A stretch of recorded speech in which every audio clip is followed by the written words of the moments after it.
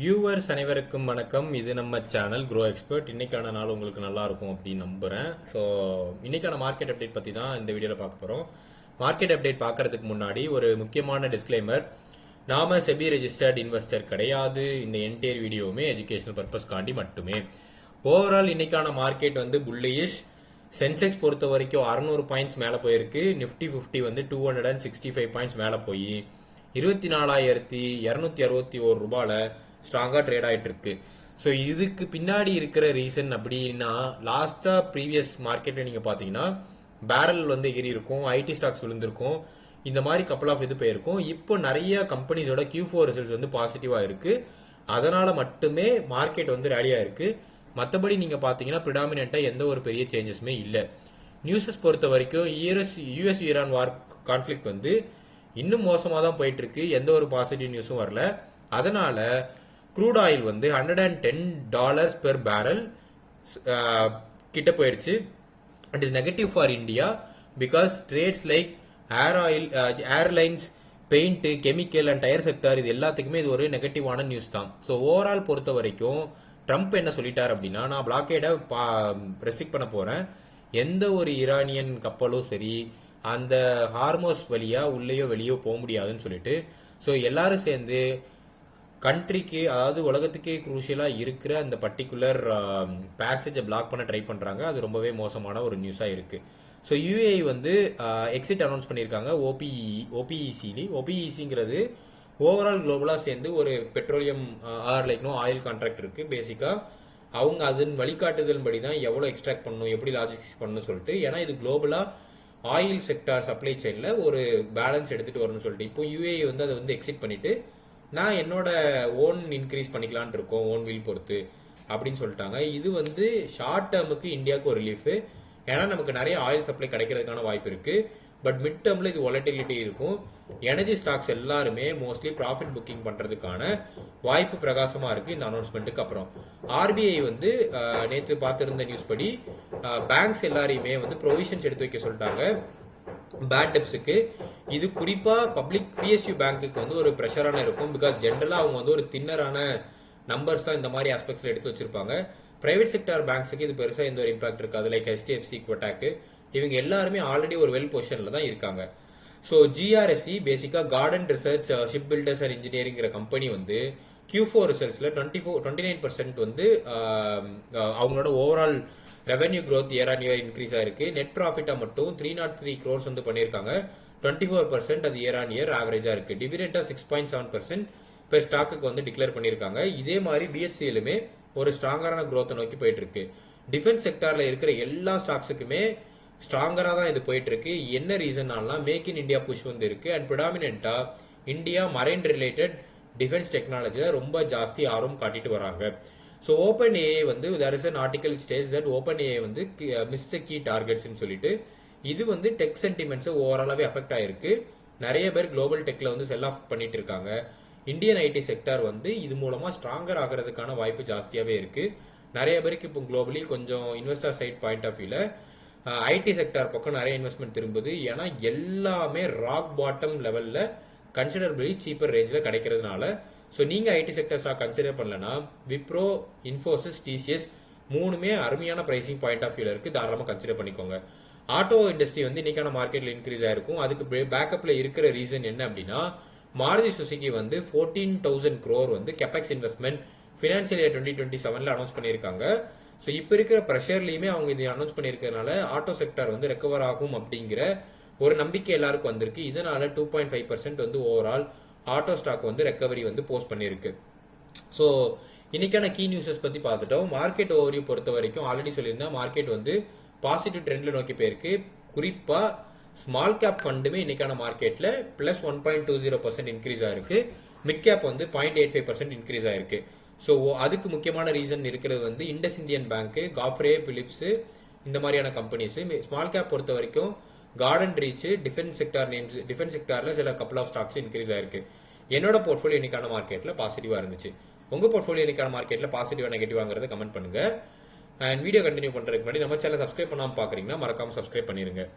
So overall sector wise பார்த்தீங்கன்னா auto positive 2%க்கு மேலே, IT sector positive 1.64, real estate stock வந்து 1.4% positive, FMCG 1.1, oil and gas 1.2, pharma 0.9, bank 0.6 and defence வந்து 3.2. Metals மட்டும் இன்னைக்கான மார்க்கெட்டில் ரொம்பவே ப்ரெஷர்டு, -1.8. என்ன ரீசன்னால அந்த ஸ்டேட் ஆஃப் ஹார்மோஸில் இன்னும் இஷ்யூ கண்டினியூ ஆகிட்டு இருக்கு. ஆயில் ப்ரைஸ் வந்து கண்ணாப்பின்னு ஏறிட்டு இருக்கிறதுனால மெட்டல் சப்ளை செயினே ஓவரால் பாதிக்கப்படுங்கிற ஒரு கான்சென்ட்ரேஷன் எல்லாருக்குமே இருக்கு. Top movers Bandhan bank. So இது ஒரு mid cap bank. Q4 results வந்து பாசிட்டிவாக போஸ்ட் பண்ணியிருக்காங்க. +68% இயர் ஆன் இயர் க்ரோத் காட்டியிருக்காங்க. அண்ட் ரெவென்யூவா 534 crores கிட்ட போஸ்ட் பண்ணியிருக்காங்க. ஸோ என்பிஐ இம்ப்ரூவ் பண்ணியிருக்காங்க, லோவர் ப்ரொவிஷனிங் இருக்கு. ஸோ ஓவரால் இன்னைக்கான இந்த பேங்க் பொறுத்த வரைக்கும் 12.2% கிட்ட ரேஸ் ஆயிருக்கு. ஸோ இந்த பேங்க் பிவி பெர்ஸ்பெக்டிவ்ல கொஞ்சம் ஹைலி ஓவர் பிரைஸ்ட், இப்போதைக்கு கன்சிடர் பண்ண வேண்டாம்.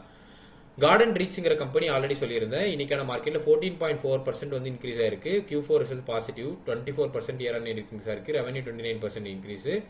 இது வந்து ஸ்ட்ராங் நேவல் ரிலேட்டடான ஆர்டர் புக்ஸ் வந்து வச்சிருக்காங்க.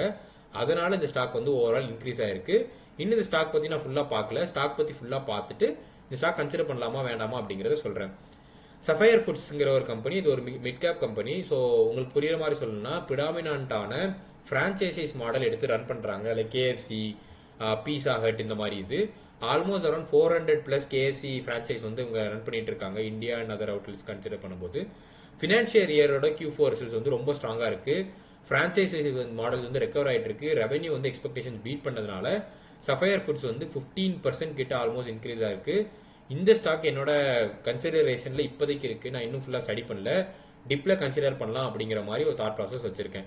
டெக் மகேந்திரா இன்னைக்கு ஓவரால் மார்க்கெட்ல 3.3% வந்து இன்க்ரீஸ் ஆயிருக்கு. Overall IT sector large cap நிறைய பேர் இப்போ வேல்யூ புக்கிங்ல இருக்கிறதுனால பை பண்ணலாம் அப்படிங்கிற ஒரு பெர்சன்டேஜ்ல நிறைய பேர் உள்ள வராங்க. பாட்டம் ஃபிஷிங் பேசிக்கா அந்த கான்செப்ட் டிப்ல கன்சிடர் பண்ணிருக்காங்க. மாருதி சுசுகி கெபெக்ஸ் அனௌன்ஸ்மெண்ட்டுக்கு அப்புறம் 2.8% அப்.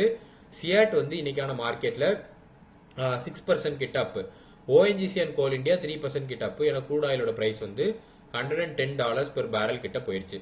JSW அண்ட் ஹிண்டல்கோ வந்து இன்னைக்கான மார்க்கெட்ல 1.8% டிராப். அதுக்கு ப்ரிடாமினென்ட்டா பேக்ல இருக்க ரீசன் யூஎஸோட டாரிஃப் புக்கிங்கு அண்ட் ஓவராலா மார்ஜின் ப்ரெஷர்ஸ் இருக்கு.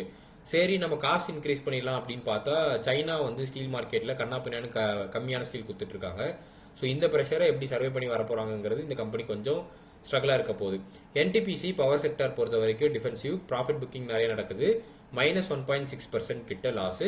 ஸ்விக்கி அதிகமாக போற போக்க பார்த்தா நிறைய பேர் ப்ராஃபிட் புக்கிங் பண்ணிட்டு இருக்காங்க. ஃப்ரெஷ்ஷா எந்த ஒரு பாசிட்டிவ் ட்ரிகருமே இந்த மார்க்கெட்ல இல்ல.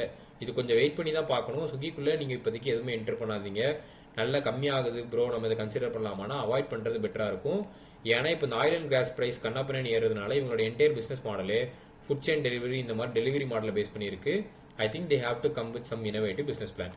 ICICI bank and Bajaj finance வந்து ஓவரால் வந்து ஃப்ரேம் ஒர்க் வந்து ஆர்பிஐ இப்போ வந்து அந்த ரிசர்வ் ஃபண்ட் இன்க்ரீஸ் பண்ண சொன்னதுனால இன்னைக்கு பேங்க்ஸ்ல கொஞ்சம் முன்ன பின்ன இருக்கு. But overall fundamentally ICICI bank வந்து பெட்டரா இருக்கு. பஜாஜ் ஃபின்சர் வந்து இப்போதைக்கு கன்சிடர் பண்ண வேண்டாம். புக் வேல்யூஷன் கொஞ்சம் மேட்ச் ஆகும்போது கன்சிடர் பண்ணிக்கலாம். ஸ்டாக் அண்டர் வாட்ச் லிஸ்ட் என்ன கேட்டிங்க அப்படின்னா எம்டிஎல்னு சொல்லிட்டு ஒரு ஸ்டாக் இருக்கு, மேசகான் டாக்னு சொல்லிட்டு. இந்த கம்பெனி வந்து அகைன் ஒரு டிஃபென்ஸ் செக்டார் ஸ்டாக்கு. இந்த ஸ்டாக் வந்து நான் இப்போதைக்கு கன்சிடரபிள் லிஸ்ட்ல வச்சிருக்கேன். ஆப்பர்ச்சுனிட்டியா வந்து ஒரு 2000 rupees கீழே போகுது அப்படின்னா நமக்கு ஒரு ஆப்பர்ச்சுனிட்டி கிடைக்குமான்னு பார்த்துட்டு கரண்ட் பிரைஸ் வேல்யூவேஷன்லாம் செக் பண்ணிட்டு கன்சிடர் பண்ணலாமான்னு இருக்கேன். டெக் மகேந்திரா வந்து ஒரு லார்ஜ் கேப் ஃபண்டு. இப்போ ஒரு டிப்பை நோக்கி போயிட்டு இருக்கு. அதனால அந்த டிப்ல ஏதாவது மீன் பிடிக்கலாமா, பாட்டம் ஃபிஷிங் பண்ணலாமா அப்படின்னு வெயிட் பண்ணிட்டு இருக்கேன். அண்ட் எம்ஃபசிஸ்ங்கிறது வந்து ஒரு லார்ஜ் கேப் கம்பெனி. ஓவரால் பொறுத்த வரைக்கும் கிட்டத்தட்ட ஆல்மோஸ்ட் அரௌண்ட் வந்து இந்த ஐடி செக்டர் எல்லாமே இப்போ பீப்புள் திரும்பி இன்வெஸ்ட்மெண்ட் ஸ்டார்ட் பண்றதுனால இந்த கம்பெனியுமே வந்து இன்க்ரீஸ் ஆயிட்டு இருக்கு. நான் இப்போ இது ஏதாவது டிப் நடக்கும் சான்ஸ் கிடைக்கும் அப்படின்னா லாங் டேர்முக்கு இதை கன்சிடர் பண்ணலாம் அப்படிங்கிற மாதிரி இருக்கேன். பேங்க் பொறுத்த வரைக்கும் பந்தன் பேங்க் Q4 ரிசல்ட்ஸ் பிரமாதமா இருக்கு. பட் புக் வேல்யூ கிட்ட மேட்ச் ஆகும்போது கன்சிடர் பண்ணலாம். ஃபெடரல் பேங்க்குமே பிபி ஜாஸ்தி இருக்கு, இப்போதைக்கு உள்ள போக வேண்டாம். பட் இது என்னோட கன்சிடரபிள் லிஸ்ட்ல இருக்கு. மாருதி சுசுகி இப்போ இந்த ஸ்டாக் ரேலி ஆயிட்டு இருக்கு, ரெக்கார்ட் ஹை நோக்கி போயிட்டு இருக்கு. கொஞ்சம் வெயிட் பண்ணி பார்க்கலாம். ஒரு டிப் நடக்குது அப்படின்னா நம்ம அதை கன்சிடர் பண்ணிக்கலாம். கரண்டா இப்போதைக்கு நீங்க அவாய்ட் பண்ண வேண்டியது JSW steel, Hindalco, Nalco, Swiggy, SBI Canara and like all public sector banks எல்லாத்தையுமே கொஞ்ச நாளைக்கு வெயிட் பண்ணுங்க, எப்படி செட்டில் ஆகிறாங்கன்னு பார்த்துட்டு கன்சிடர் பண்ணிக்கலாம். கோல்டு இன்னைக்கான மார்க்கெட் பொறுத்த வரைக்கும் 1,49,954 பெர் 10 கிராம் ட்ரேட் ஆகிட்டு இருக்கு. சில்வர் 2,38,450. க்ரூட் ஆயில் ஆல்ரெடி நம்ம பேசியிருந்தோம், 110 தாண்டி நோக்கி போயிட்டு இருக்கு. ருபி வந்து 92 to 94ங்கிற ரேஞ்சுக்குள்ள ட்ரேட் ஆகிட்டு இருக்கு. ஸோ ஓவரால் மார்க்கெட் வீடியோ உங்களுக்கு கண்டிப்பாக பிடிச்சிருக்குன்னு நினைக்கிறேன். இது வரைக்கும் நம்ம சேனலை சப்ஸ்கிரைப் பண்ணலை அப்படின்னா மறக்காமல் சப்ஸ்கிரைப் பண்ணிடுங்க டெய்லி அப்டேட்ஸ்க்கு. அண்ட் வீடியோக்கு லைக் பட்டன் போடுங்க. நிறைய பேர் வீடியோ பார்க்குறீங்க, லைக் பண்ணுங்கள், ஹெல்ப்ஃபுல்லாக இருக்கும். ஃப்ரெண்ட்ஸுக்கு ஷேர் பண்ணுங்கள், உங்கள் கமெண்ட்டை கமெண்ட் பாக்ஸில் போடுங்க.